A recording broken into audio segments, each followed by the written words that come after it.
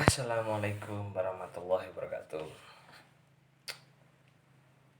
Saya hari ini bingung mau bikin konten apa. Yang pasti gara-gara corona ini banyak anak yang nggak membaca di geria baca kita. Anak-anak sekolah pun libur. Itu semua gara-gara corona. UNBK dan UNKP pun ditiadakan oleh pemerintah pada hari ini. Dan juga tingkat SD, SMP, dan SMA.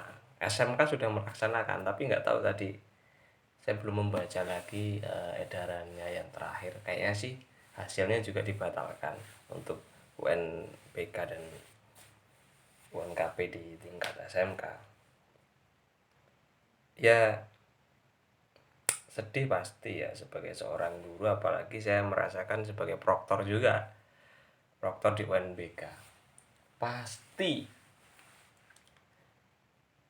kecewa berat gara-gara tidak jadi UNBK karena sudah persiapan semua, klien sudah kita siapkan, server kita sudah siapkan, sudah 95% sudah kita siapkan semuanya, tapi kenyataan karena ada wabah yang sudah menjalar sampai ke Indonesia hari ini nih yang saya membuat video ini, sudah sampai korban positif dari data Kementerian Kesehatan itu 1.155 orang yang dinyatakan positif, lalu yang meninggal sudah sekitar 79 apa 70 berapa tadi ya, yang sembuh baru 50 atau sekian lah. Ini menjadi sangat luar biasa kalau sampai wabah ini tidak segera tidak segera berhenti. Saya jadi mikir gitu, terus gimana anak-anak sekolah itu kalau terus-terusan diliburkan, bukan diliburkan ya, belajar di rumah. Sedangkan belajar di rumah itu sangat luar biasa. Kalau di desa-desa itu nggak sesederhana apa yang diedarkan dari pihak Kemendikbud. Kalau di desa itu belajar di rumah menggunakan HP Android, berbasis Android, itu mungkin sangat keberatan mereka. Kenapa? Yang pertama, masalahnya ada yang punya HP tapi nggak punya kuota. Kenapa nggak punya kuota? Karena social distancing, orang tuanya disuruh di rumah. Kalaupun orang tuanya bekerja juga, bekerja contohnya jadi seorang petani atau kebun karet ya, hasil dari karet itu pun ketika dijual itu sangat rendah harganya. Ya walaupun memang harus perlu disyukuri masih laku gitu. Yang saya takutkan adalah ketika itu nanti tidak laku, selain berdampak pada ekonomi juga akan berdampak pada anak-anak mereka, pendidikan mereka. Itu masalah yang pertama terkait tugas di rumah atau belajar di rumah. Ada yang punya HP tapi nggak punya kuota. Nah, yang masalah yang kedua adalah nggak punya HP. Nah, terus bagaimana mereka itu melihat informasi di WhatsApp group atau di Google Classroom, atau yang terbaru yang lagi rame itu aplikasi di Zoom dan lain sebagainya. Nggak paham mereka itu. Malah kemarin saya melihat anak-anak itu, pasti saya yakin anak-anak itu nggak punya HP, itu pada mancing semuanya, pada mancing, kayaknya happy gitu. Ya memang ini suatu momentum yang langka bagi mereka.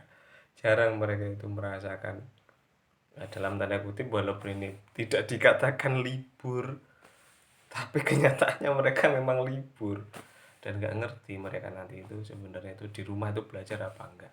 Karena kebanyakan dari mereka yang orang tuanya bekerja di ladang dan sebagainya, mereka ikut orang tuanya di ladang. Jadi mereka tidak berdiam diri di rumah, tapi mereka membantu orang tua mereka di ladang. pusing juga kita sebagai tenaga pendidik ya, praktisi pendidikan.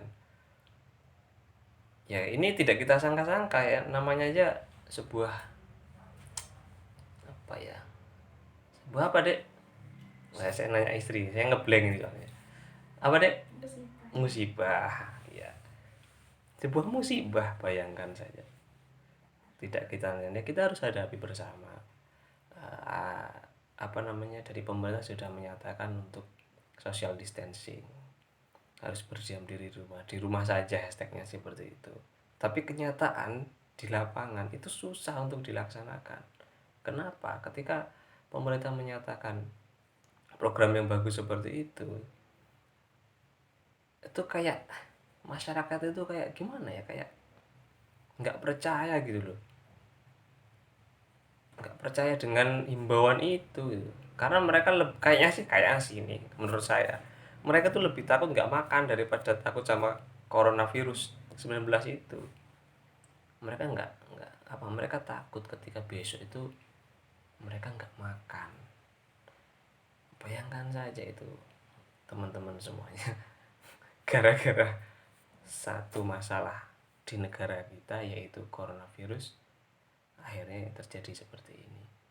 Ya harapan kami sebagai apa ya, praktisi pendidikan ya, kalau saya ini hanya kuli spidol, kalau harapan saya pribadi sih harapannya pemerintah melakukan langkah-langkah taktis untuk uh, mengurangi atau bahkan menghentikan ya mobilitas sosial. Untuk terkait ekonomi, bagi saya ya, bagi saya ya, nggak tahu kalau tentang ahli-ahli yang lain, mungkin keterbatasan saya dalam menganalisis. Bagi saya kayaknya lebih baik kita fokus pada satu titik dulu, yaitu apa? Kita menyelamatkan nyawa atau menyelamatkan rakyat kita, menyelamatkan teman-teman kita, menyelamatkan semuanya. Kenapa? Ya karena apa gunanya nanti ekonomi bagus, dan apakah ada jaminan ketika ini tidak dibatasi mobilitasnya ini, apakah ada jaminan untuk nanti kedepannya itu ekonomi akan bagus juga, dan apakah ada jaminan juga nanti titik apa ya, titik henti dari coronavirus ini ada di bulan apa atau bagaimana. Jadi saya melihat ini beberapa hari ini kok naiknya tuh yang positif itu 100 lebih gitu.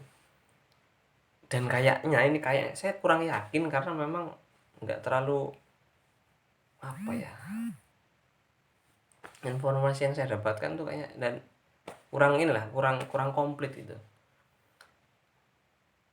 Setiap hari naik lebih dari 100 dan sekarang tercatat 1155 orang yang sudah terkena virus corona. Nah, itu kan yang tercatat gitu.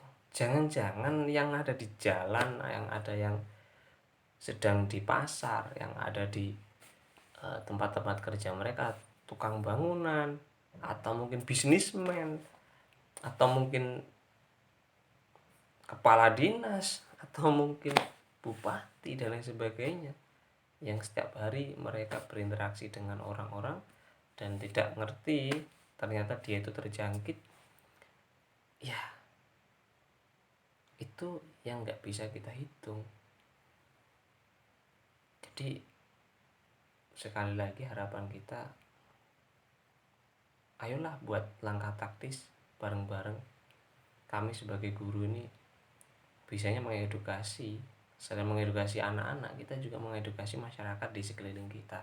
Kita harus menjadi garda terdepan dalam memberikan pemahaman terhadap bahaya dari virus corona itu terhadap masyarakat yang ada di sini, masyarakat yang ada di sekitar kita. Tadi pagi saya bersama timnya ya tim-timan lah, 2 atau 3 orang, kita melakukan penyemprotan disinfektan karena saya terus terang mencari disinfektan sudah susah yang asli itu. Hand sanitizer juga susah nyarinya. Jadi Akhirnya kita kemarin melakukan edukasi sambil penyemprotan tadi sambil dari kemarin sampai hari ini kita melakukan penyemprotan di sekitar rumah kita. Setidaknya tadi sudah saya hitung ada sekitar lebih dari 30 rumah lah yang sudah kita semprot. Itu dengan anggaran kas musola. Ya, ini harus bareng-bareng dalam menanggulangi ini. Nggak hanya pemerintah saja, harus semua pihak berperan untuk melakukan penanganan sesuai dengan keahlian masing-masing. Ya, tentu salam hormat kami kepada para tenaga kesehatan, para dokter, perawat, dan mereka-mereka yang langsung ada di garda terdepan dalam penanggulangan virus corona ini. Dan kita harus mendoakan, kalau perlu kita sholat goib gitu untuk mereka-mereka kaum muslimin yang berprofesi sebagai dokter. Kita doakan atas jerih payahnya, atas perjuangan mereka dalam menjadikan pasien itu bisa sembuh, sampai mereka itu meninggal dunia gara-gara mereka itu langsung berhadapan dengan mereka. Dan sedihnya kalau di video-video yang viral itu mereka itu sholat dan lain sebagainya itu bukan dikuburkan, itu tidak dihadiri oleh sanak keluarga yang sangat banyak, hanya beberapa orang yang ya menurut saya sedih banget lah. Itu pertemuan terakhir dengan keluarga dan tidak dihadiri gitu. Nah, maka dari itu janganlah kita menganggap remeh masalah ini gitu. Kasihan mereka, para dokter dan perawat yang ada di rumah sakit sedang berjuang berjibaku melawan virus corona itu. Dan jangan ada lagi bahasa-bahasa politis dan lain sebagainya untuk menjatuhkan si A, menjatuhkan si B, menjatuhkan Pak Jokowi, menjatuhkan Anies Baswedan, Pak Ganjar Pranowo, siapa lagi? Kita bersatulah, kita lawan bareng-bareng. Salam tangguh, pokoknya semua tangguh. BNPB oke. Semua aspek yang membantu oke semua pokoknya. Yang nggak oke itu yang nggak ngikutin anjuran pemerintah, itu satu. Yang kedua, yang nggak oke itu bagi anak-anak yang ada di rumah yang sedang belajar, disuruh belajar malah full main game. Nah, itu nggak oke itu. Mendingan kamu baca buku gitu, baca novel, seru itu. Baca novel seniman zaman dulu itu banyak itu yang oke itu. Hari ini saya galau pokoknya, udah rindu sama anak-anak soalnya. Biasanya saya itu menjadi guru yang dirindu, tapi sekarang kok aku yang rindu sama murid-muridku. Aduh, tidak bisa dibayangkan. Oke, para pendidik semangat. Jangan lupa selalu cuci tangan setelah melakukan kegiatan. Jangan lupa selalu jaga kesehatan. Minum jamu itu bisa membuat Anda kebal dari segala macam penyakit, insya Allah. Oke, terima kasih para dokter semuanya, pemerintah. Mari kita lawan bareng-bareng dan kita bermohon kepada Allah Subhanahu wa taala, Tuhan semesta alam, semoga wabah ini segera diangkat dari bumi kecintaan kita, Indonesia. Assalamualaikum warahmatullahi wabarakatuh.